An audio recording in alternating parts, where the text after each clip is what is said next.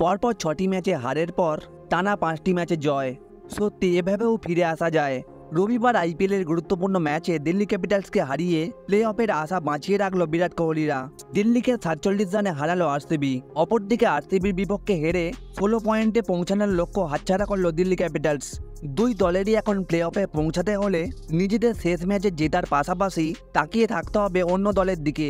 এদিন টসে জিতে প্রথমে বোলিং করার সিদ্ধান্ত নেয় দিল্লি। 20 ওভারে 9 উইকেট হারিয়ে 187 রান করে আরসিবি। আরসিবির হয়ে সর্বোচ্চ 32 বলে 52 রান করেন রজত পাতিদার। উইল জ্যাক্স করেন 29 বলে 41 রান।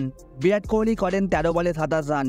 188 রানের লক্ষ্যমাত্রা তাড়া করতে নেবে শুরু থেকেই নিয়মিত উইকেট হারাতে থাকে দিল্লি ক্যাপিটালস। অক্ষর প্যাটেল 57 রানের লড়াকু ইনিংস না খেললে আরও বাজেভাবে হারের সম্মুখীন হতে হতো দিল্লি ক্যাপিটালসকে। শেষ পর্যন্ত 19 ওভার 1 বলেই 140 রানে অল আউট হয়ে যায় দিল্লি ক্যাপিটালস। সহজে 47 রানের জয় পায় আরসিবি।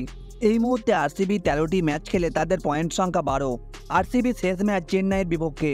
চেন্নাই এই মুহূর্তে 13টি ম্যাচ খেলে 14 পয়েন্ট। তাই আরসিবিকে চেন্নাইকে টপকাতে গেলে চেন্নাইয়ের বিরুদ্ধে শেষ ম্যাচে জিততেই হবে, তাও আবার 18 রানের ব্যবধানে।